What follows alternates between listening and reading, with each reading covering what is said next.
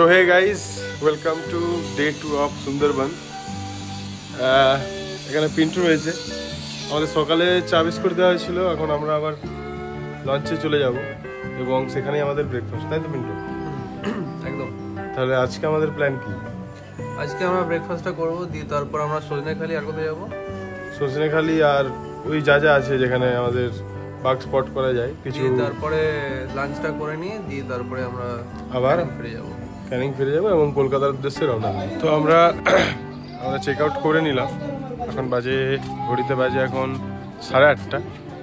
এরপর আমরা যাব আমাদের লঞ্চ ঘাটের দিকে এবং সেখানে লঞ্চে উঠে পড়বো এবং ওঠার পর আজকে যে আমাদের জায়গাগুলি ঘোরানো হবে সেগুলি ঘুরবো, দেখবো, আপনাদেরও দেখাবো। আমরা এই রাস্তা দিয়ে আমাদের বোটের উদ্দেশ্যে চলে যাব। এই হচ্ছে রাস্তা।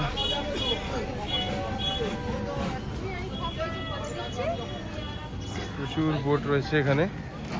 ওই যে বোটগুলো বেসিক্যালি সেকেন্ড ডের জন্য রওনা দেবে সেই বোটগুলি রয়েছে। এমনি বোধহয় ফিশিং বোট সেগুলো দেখতে পাচ্ছি। আর এই হচ্ছে বোট, বাকি সব বোট। এখানে ইন্ডিয়ার ফ্ল্যাগ। আজকের আমাদের বোট বদল হয়েছে। আজকে আমাদের বোটের নাম MV মা মেনকা, ফোন নাম্বার দেখতেই পাচ্ছেন। তো আজকের জন্য আমাদের বোট এটাই, দেখা যাক কেমন এক্সপিরিয়েন্স হয়। এই হচ্ছে বোট। কালকে আপনাদের নিচের তথ্যটা দিতে পারিনি, তো নিচে কি থাকে সেটা আপনাদের এই ভিডিওতে দেখাবো। এদিকে যেমন দেখতে পাচ্ছেন টয়লেট রয়েছে, দুটো টয়লেট রয়েছে, এইদিকে একটা আর এইদিকে একটা। আর এইটা হচ্ছে মেনলি আপনার লাগেজ রাখার জন্য এরিয়া এবং রেস্টিং এরিয়া। আমাদের কিচেনটা একটু দেখিয়ে দিচ্ছি। আমাদের নিচটা বেসিক্যালি সব কিছুই নিচেই হয়, জেনারেলি রান্না বান্না, লাগেজ রাখা। আর এই হচ্ছে গিয়ে কিচেন। এখানে এটা তো অ্যাকচুয়ালি মেন মেশিন যেটা লঞ্চটাকে রান করে। আর এই হচ্ছে এখানে যেমন লুচি ভাজা হচ্ছে সকাল সকাল, যা দেখতে পাচ্ছি। আর ওখানে হয়তো আলুর তরকারি রেডি। এই যে এই দিদিরা এখানে রান্না বান্না করছেন, সবজি টবজি সব আনা হয়েছে। যতটা হাইজিন মেনটেন করা যায় ততটা হাইজিন মেনটেন করেই করা হয় জিনিসপত্র। তো আপনারা নির্দ্বিধায় যে কোনো জিনিস খাওয়া দাওয়া করতে পারেন, ভয়ের কিছু নেই। ব্রেকফাস্ট আমাদের সার্ভ করা হচ্ছে। এই যে এখানে আছে লুচি, এখানে আছে মিষ্টি, এখানে রয়েছে আলুর তরকারি। খেয়ে জানাচ্ছি টেস্টের ব্যাপার। ইতিমধ্যে আমাদের বোট ছেড়ে দিয়েছে, আমাদের ব্রেকফাস্ট কমপ্লিট। আর আমরা রওনা দিয়েছি সজনেখালির উদ্দেশ্যে।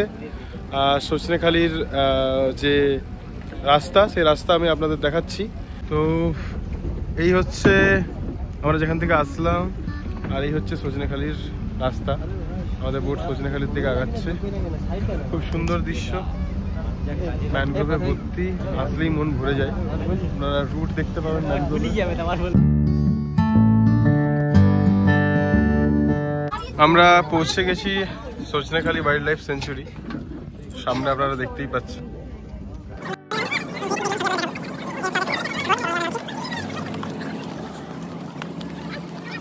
এখানে একটা খুব ভালো মেসেজ দেওয়া রয়েছে, সেভ সুন্দরবন।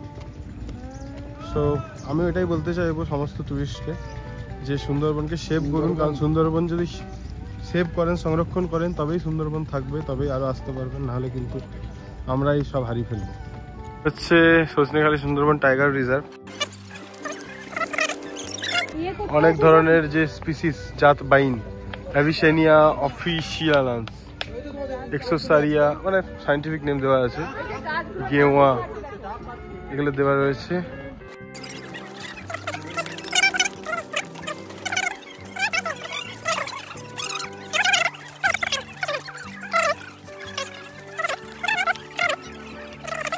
ये तो गाया पूरा दिन आप लोगों के साथ रहेगा, गाइड करेगा, तो गाइड को फॉलो कीजिएगा आप लोग।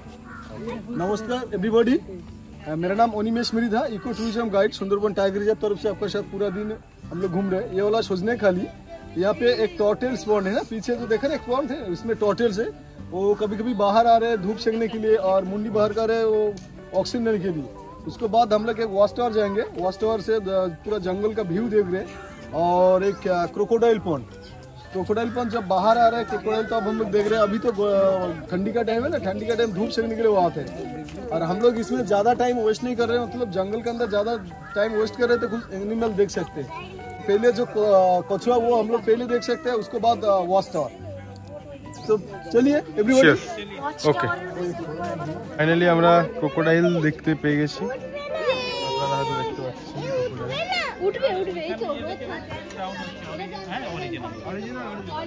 ইয়েস অরিজিনাল, এই মাত্র উঠে আসলো।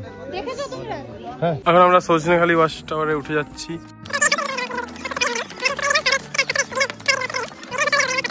সজনেখালি ওয়াচ টাওয়ার, এখান থেকে সুন্দরবনের ভিউটা জাস্ট অসাধারণ। এই জঙ্গলে বাঘ থাকে, দূরে দেখা জাস্ট অসাধারণ ভিউ। সুন্দরবনের ভিউটা এই বাচ্চার থেকে অসাধারণ। ওখানে আমরা একটা টার্টেল দেখতে পাচ্ছি। এই হচ্ছে সুন্দরবনের ম্যানগ্রোভের প্রজাতি, ম্যানগ্রোভ ইন্টারপ্রিটেশন সেন্টার। জানি না এখানে কি হয় এক্স্যাক্টলি, বাট রয়েছে এখানে, আমরা দেখতে পাইনি। অ্যান্ড এখানে রয়েছে সুন্দরবনের মানচিত্র, পুরো মানচিত্র সুন্দরবনের এখানে রয়েছে, আপনারা চেক করে নিতে পারেন ভিডিওটা। আমরা এখন সজনেখালি থেকে আবার আমরা যাচ্ছি আরেকটা ওয়াচ টাওয়ারের দিকে। তো তার সেই পথে অনেক ধরনের বাঁদর দেখতে পাচ্ছি। এই ব্লগটা যারা আমার বন্ধুরা দেখছে তাদেরকেই বলছি, তাদেরকে দেখতে পাচ্ছি। সজনেখালি থেকে বেরিয়ে এই সুন্দর দৃশ্য দেখতে দেখতে আমরা আবার রওনা হলাম দোবাকি ক্যাম্পের উদ্দেশ্যে। ছোট্ট একটা ক্যানেল,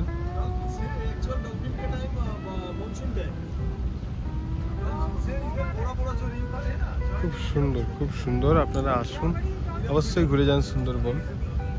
মানে সারাদিন কিভাবে এই জঙ্গল, কিছু পাখি, কিছু পশু দেখতে দেখতে যে দিনটা কেটে যাবে বুঝতেই পারবেন না। আমরা অনেক ধরনের পাখি, তারপরে কমন মনিটর লিজার্ড এইসব দেখলাম। দেখি এখন হরিণ বা কুমির যদি একদম লাইভ দেখতে পাই, সেই অপেক্ষাতেই সবাই রয়েছি।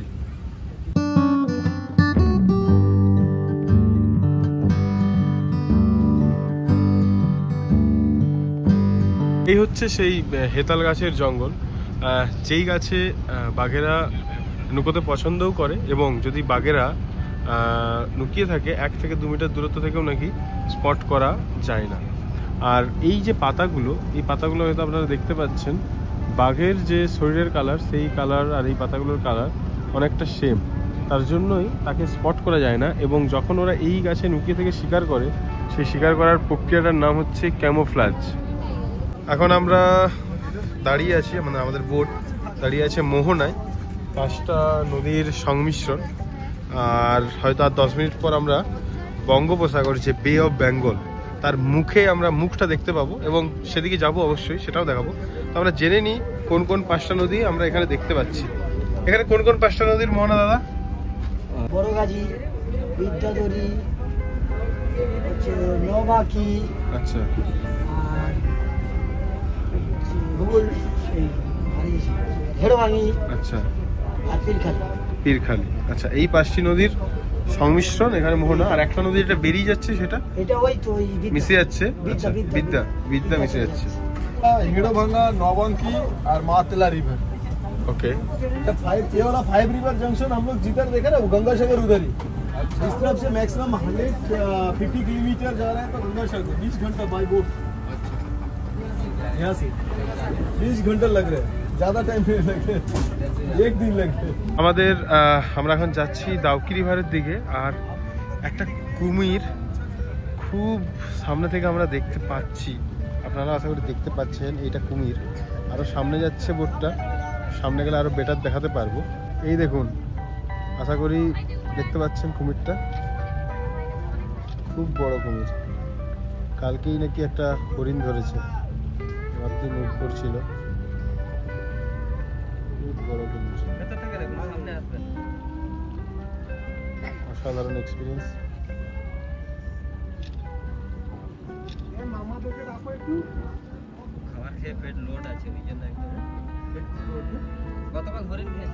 গতকাল একটি হরিণ নাকি খেয়েছে কুমিরটি, খুব সুন্দর।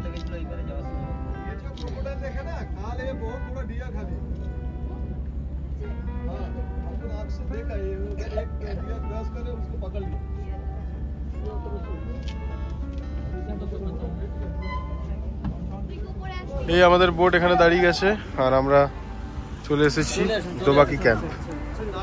আমরা চলে এসেছি দোবাকি ক্যাম্পে। এখানে খুব সম্ভবত পেলেও বাঘ দেখা যেতে পারে, দেখা যাক কতটা কি কপাল ভালো, কতটা কি লাক। আই গেস এই যে দোবাকি ক্যাম্প, সুন্দরবন টাইগার রিজার্ভ। এই চারপাশটা এরকম, আপনাদের ভিতরে আরো অনেক ভিউ দিচ্ছি, অনেক রকম পাখি নাকি এসেছে। দোবাঙ্কি এসে এই রেডিস ব্ল্যাক প্রজাতির বিলুপ্ত প্রায় এই কচ্ছপটিকে আমরা দেখতে পাই এবং আমরা জানতে পারি এই কচ্ছপটি এতটাই বিলুপ্ত যে এই কচ্ছপটিকে সংরক্ষিত করে এই পুকুরের মধ্যে রাখা হয়েছে। এই ক্যাম্পের ভেতরে মা বনবিবি ও বাগদেবতার একটি মন্দির ছিল। যেহেতু আমরা সবাই জানি সুন্দরবনের মানুষজনের সমস্ত জীবিকা নির্ভর করে এই জঙ্গলের উপরে, তাই জঙ্গলে যাবার আগে মা বনবিবিকে সন্তুষ্ট করে যেতে হয়। এখন চলে এসেছি দোবাঙ্কি ক্যানোপি ওয়াক, যেটা আপনারা সামনে দেখতে পাচ্ছেন। অনেক সময় মানুষজন এই ক্যানোপি ওয়াক থেকে বাঘ স্পট করতে পারেন, তো সেটা সম্ভব বলেই মনে হচ্ছে, কারণ খুব ঘন জঙ্গল দুপাশেই। ক্যানোপি ওয়াকের দুপাশেই খুব ঘন জঙ্গল। এই হচ্ছে একটা ওয়াচ টাওয়ার। হঠাৎ করে পিন্টু তার শরীরের অঙ্গভঙ্গি দেখিয়ে আমাকে বোঝাতে চাইল সে কিছু একটা দেখতে পেয়েছে, আর গিয়ে দেখি একদম তাই, একটি বাচ্চা হরিণ বসে রোদ পোহাচ্ছিল। এই দেখুন কি সুন্দর তাকাচ্ছে।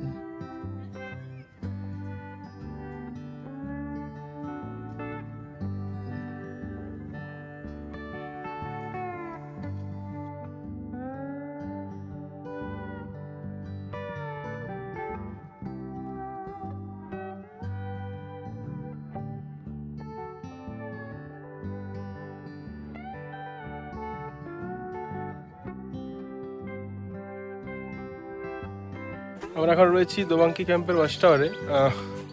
হরিণ আমরা দেখলাম, অনেক ধরনের পাখিও দেখলাম, কিন্তু বাঘের দেখা মেলে নাই। আমার সাথে রয়েছে পিন্টু। পিন্টু, কি মনে হয় বাঘ দেখাটা কি আজকে হবে? অসম্ভব বলে কিছু না, এখানে আমরা বাঘের ছাওয়া দেখলাম। কিন্তু বাঘ দেখাটা খুব চাপের। ঠিক আছে, এখন আমাদের বোটে উঠতে হবে, নাহলে বাঘের দেখা তো পাবোই না, লাঞ্চটাও পাবো না। চলুন টাটা। বোটে এসে লাঞ্চ দেখে সবাই খুবই খুশি হয়েছিল, কারণ লাঞ্চে দেওয়া হয়েছিল কাঁকড়া। এর ফাঁকে দেখলাম সবাই নিজেদের চোখের দৃষ্টিকে দ্বিগুণ করে ওই জঙ্গলের ফাঁক দিয়ে সেই বিখ্যাত রয়্যাল বেঙ্গল টাইগারকে দেখার চেষ্টা করে যাচ্ছে। আর হতাশ হয়ে আমরা চলে গেছিলাম বোটের রেস্টরুমে ভাত ঘুম দেওয়ার জন্য।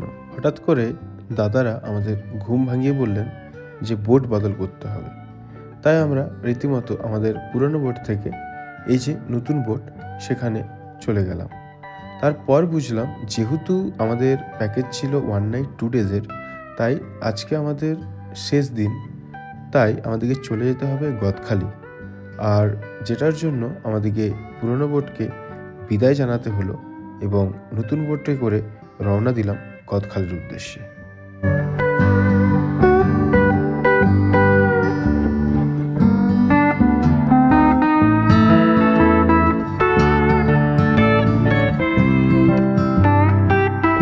আমরা পৌঁছে গেলাম গদখালি। আজকেই আমাদের ট্যুরের শেষ দিন এবং এখন বাজে 5টা। আমরা এরপর নেমে গদখালি থেকে ক্যানিং যাব, আর ক্যানিং থেকে আবার নিজের বাড়ির পথে রওনা দেব। তো আমাদের যে 2 দিনের ট্যুর এখানেই আমরা সমাপ্ত করছি। দেখা হবে আরও অন্য কোনো ব্লগে, হোপফুলি সান্দাকফু। অবশ্যই। হোপফুলি সান্দাকফু দেখা যাক। পাহাড় ডেফিনেটলি, সান্দাকফু নাকি বলতে পারছি না। তো তখন সেই ব্লগ আসবে আবার। আপাতত টাটা, সি ইউ এগেন।